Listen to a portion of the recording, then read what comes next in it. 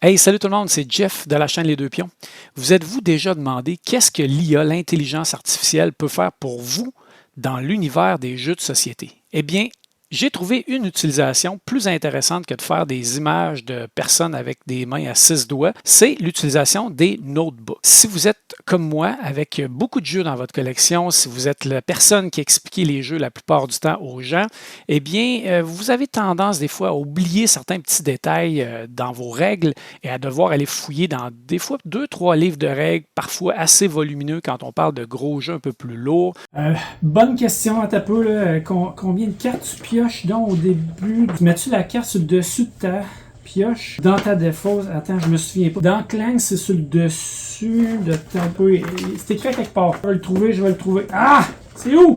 Et ça peut être long, ça peut ralentir l'explication, ça peut ralentir la partie si des fois ça se passe durant la partie. Je vous en parle dans cette vidéo. Restez bien à l'écoute.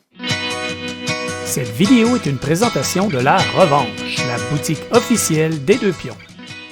Alors, Notebook LM, c'est vraiment un outil pour chercher dans des documents, dans des PDF, et on va utiliser ça pour vos livres de règles. Donc, la première chose que vous allez vouloir faire, c'est trouver un ou plusieurs jeux pour lesquels vous avez des bons livres de règles, beaucoup de règles à retenir, des jeux qui sont parfois longs, lourds, tout ça, et vous allez avoir besoin peut-être de votre ordinateur, mais tout ce que je vais dire aujourd'hui se fait aussi avec votre téléphone cellulaire et va pouvoir s'utiliser à la fois sur votre téléphone cellulaire et sur votre ordinateur. C'est ça qui est fantastique. Les deux plateformes vont se mettre à jour en même temps. Donc, la première chose qu'on fait, on va sur Board Game Geek, par exemple, pour trouver un jeu qui nous intéresse. Aujourd'hui, j'ai décidé de faire mon exemple avec les Châteaux de Bourgogne, mon jeu préféré, le jeu numéro 1 dans ma collection, Castle of Burgundy, qui vient de refaire une version Special Edition. Donc, on va aller sur la page de boardgamegeek.com parce que c'est un endroit où on peut trouver toutes les règles de jeu, généralement de la plupart des jeux en fichier PDF.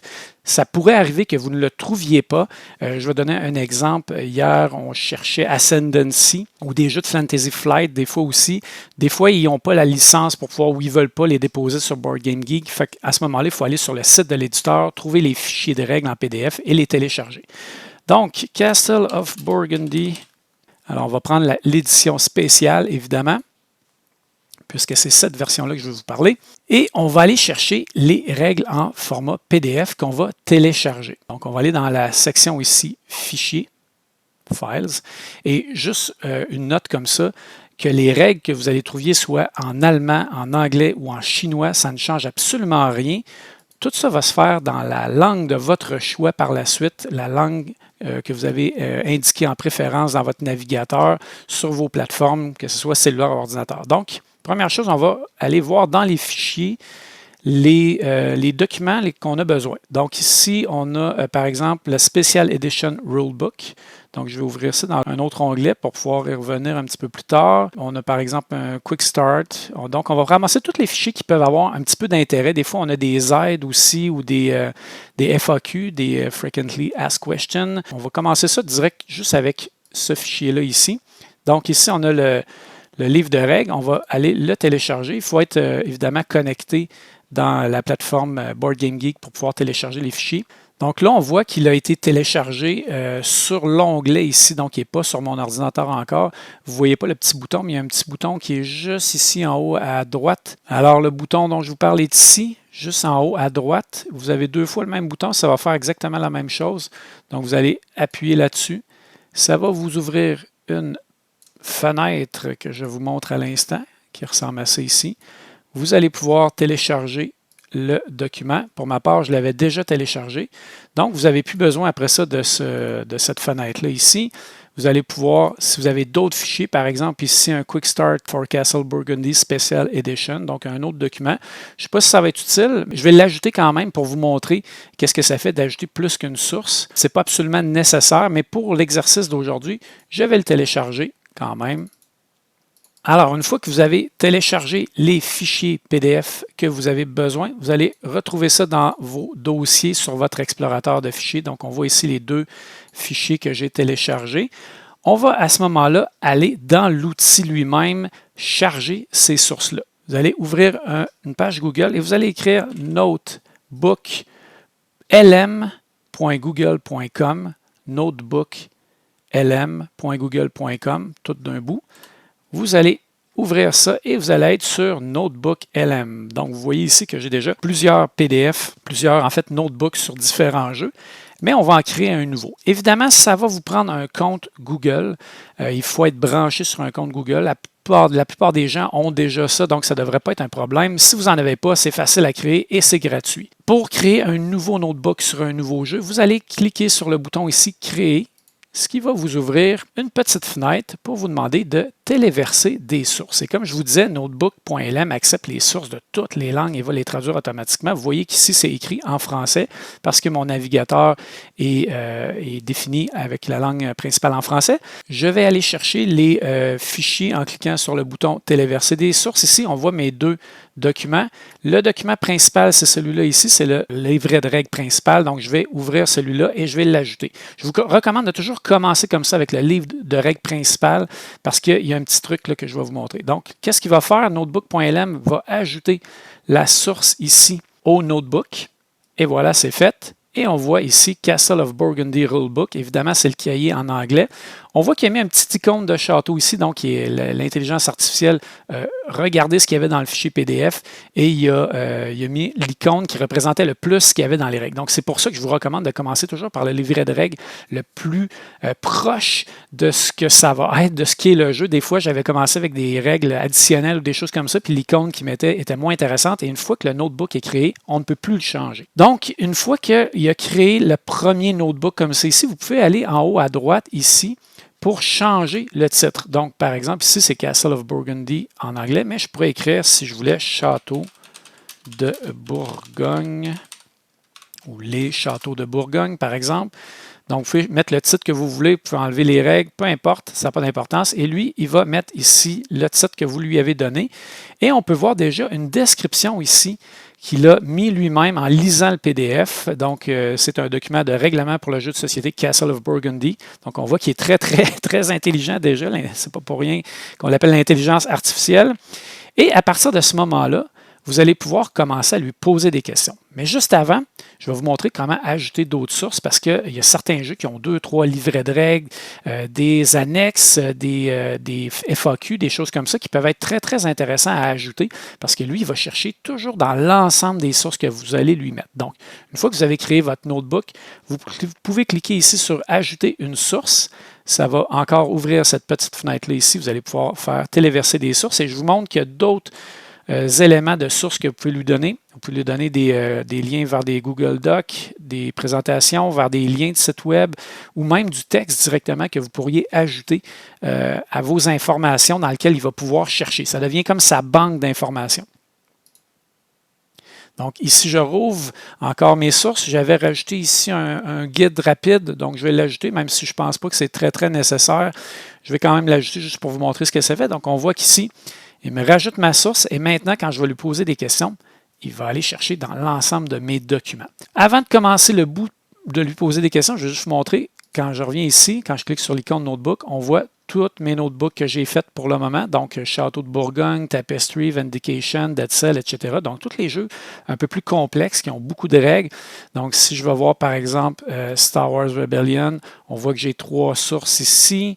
Si je regarde Tapestry, j'ai rentré toutes les extensions aussi. Ça aussi, c'est un autre élément qui est vraiment intéressant. Donc, il y a les extensions, les guides d'aide, les références vers les cartes, tout est là. Donc, à chaque fois que je vais lui poser une question, il va aller chercher là-dedans. Donc, si je retourne dans les châteaux de Bourgogne, parce que c'est le sujet qui nous intéresse aujourd'hui, je vais tout de suite vous montrer comment lui poser une question et comment il va donner la réponse. Et par la suite, je vais vous montrer comment aussi l'utiliser sur votre téléphone cellulaire. Alors, je commence avec une première question très simple. Par exemple, combien de travailleurs sont remis aux joueurs en début de partie? Je vous rappelle que les PDF que j'ai mis sont en anglais. Il aurait pu être en allemand. Je lui pose ma question en français et il va me répondre en français. Donc, on fait ça ici. Il va chercher parmi les sources. Vous allez voir que c'est très, très rapide. Donc, au début de la partie, le nombre de jetons travailleurs remis aux joueurs dépend de leur ordre de tour. Le premier joueur reçoit 1 travailleur, deuxième 2, troisième 3, quatrième 4. Et on voit toutes les références aussi vers les livrets de règles où est-ce qu'il a trouvé l'information. Donc, c'est vraiment, vraiment très, très bien fait.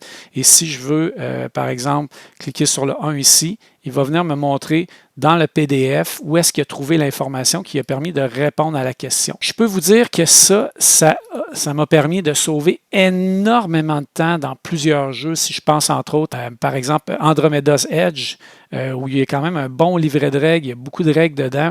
On avait des petites questions très pointues des fois. Qu'est-ce qui arrive dans telle circonstance? On lui pose la question et il trouve toujours la réponse, si bien sûr elle se trouve dans les PDF, évidemment. Petite note importante quand même, les PDF que vous allez mettre doivent avoir une taille maximale de 200 MB. Alors oui, ça nous est arrivé d'avoir plus de 200 MB. En fin de semaine, on jouait à Ascendancy, puis on s'est dit, hey, Ascendancy, il y a tellement de règles là-dedans, on va aller créer un notebook.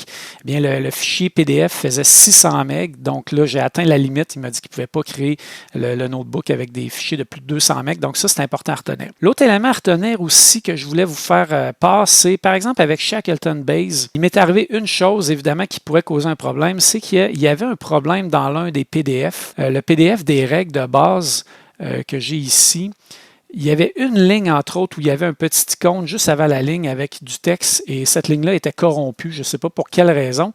Donc, j'ai posé une question, ça a tombé sur cette ligne-là, la réponse était là et il n'était pas capable de me donner la réponse. C'est comme pour lui, c'était une ligne vide. Donc, il a fallu que j'aille lire dans les règles. J'ai trouvé qu'il y avait là, j'ai regardé qu'est-ce qui se passait. J'ai remarqué que quand je copiais le texte, ça faisait des X. Donc, ce que j'ai fait, c'est que j'ai tout simplement ajouté ici un petit fichier texte que j'ai créé moi-même dans lequel j'ai rajouté la ligne. Vous voyez, cette ligne-là ici, c'est la ligne qui n'était pas capable de rentrer dans sa base de données. Donc, je l'ai écrit en fichier texte pour pouvoir m'assurer qu'il soit capable de rechercher à l'intérieur de cette règle-là. Donc, maintenant, il est capable. Donc, ça m'est arrivé une seule fois pour Shackleton Base. Toutes les autres que j'ai créées jusqu'à maintenant fonctionnent à merveille. J'ai même rentré mes règles de Donjons et Dragons ici. Donc, on peut vraiment aller dans n'importe quoi. C'est vraiment fantastique. Ça pourrait même être utile au travail si jamais vous aviez des manuels d'employés ou des choses comme ça, des assurances, des livrets d'assurance ou des éléments comme ça. Après ça, on peut lui poser des questions. Je vais maintenant essayer de vous montrer le plus efficacement possible ce que ça donne aussi sur votre téléphone cellulaire. Donc, vous voyez ici que j'ai ouvert un navigateur avec Chrome sur mon téléphone cellulaire. Je suis branché ici avec mon compte Google, mais vous avez l'ensemble des notebooks que j'ai rentrés. Donc, c'est exactement la même chose que j'avais sur mon ordinateur. Donc, si par exemple, je vais dans Château de Bourgogne, je retrouve encore une fois mon notebook Château de Bourgogne.